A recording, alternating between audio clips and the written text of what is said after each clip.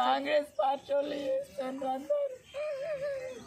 కాంగ్రెస్ పార్టీలో దాంట్లో రాకపోతే మేమేమైనా చేస్తామని అంటుంది.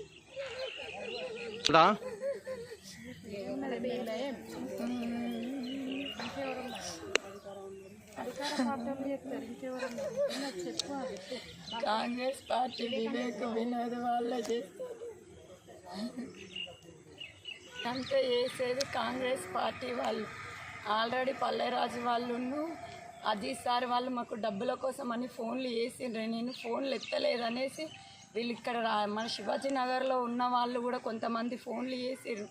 ఎందుకంటే టీఆర్ఎస్ పార్టీ నుంచి వెళ్ళి కాంగ్రెస్ పార్టీకి వస్తేనే సరే, లేకపోతే మిమ్మల్ని ఏదైనా చేస్తామని అన్నారు. ఆల్రెడీ మొన్ననే చెప్పారు, నాకు ఇల్లు కూడా దొబ్బేస్తామని అన్నారు.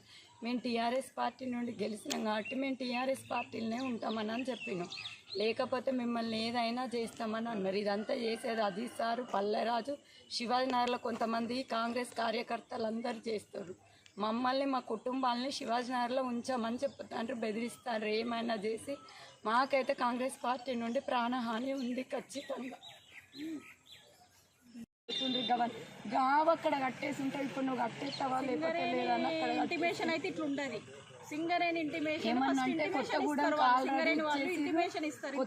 నుంచి వెళ్ళి జిఎంకు పంపించారు. జిఎం నుంచి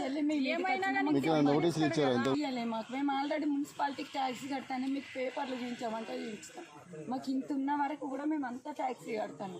ఇప్పుడు మొన్న ఎలక్షన్ల కోసం ట్యాక్సీ కడితేనే కదా మనల్ని ఎలక్షన్లో వేయనిస్తారు. అది కూడా పేపర్ సబ్మిట్ చేసినాం మేము. మొన్న ఎవ్వరు రాలే మా ఇంటికి. నిన్న మొన్న నుండి అందరు తిరుగుతూ ఉన్నారట ఇంటి పక్కల. నేను లేని ఇంట్లో. నేను ఇవాళ మార్నింగే వచ్చినాం. టెంట్ హౌస్ సామాన్ అంతా తీసేస్తామంటారు అన్ని చేసి కోళ్ళది కూడా మొత్తం తీసేసి ఇప్పుడు కోళ్ళు అన్నీ పోయినాయి. ఇంట్లో ఉండగా ఇంత దౌర్జన్యం చేసుడైతే వచ్చలేదు. వాళ్ళు ఎవరనేది ఎవరంటే చెప్పట్లేదు. మేము నాకు చెప్పింది ఒక్కటే, ఆ కొత్తగూడెం కంప్లైంట్ చేసిరమ్మా నుండి జిఎంకి చెప్పారు. జిఎం నుండి మేము అందరం వచ్చినాం. ఇప్పుడు ఇవన్నీ వేసుకపోతా అన్నారు. మీకు దండం పెడితే ఇవన్నీ వేసుకపోరు వడ్లు మేము చేసే టెంట్ హౌస్ అంటే అన్నీ పక్క పెడతాను. మొత్తం ఇవన్నీ రేపు కనబడ్డాయి అంటే అన్నీ వేసుకపోతా అని అంటుంది. రేపటి వరకు మొత్తం ఖాళీ చేయకపోతే మొత్తం వేసుకపోతా అంటాను.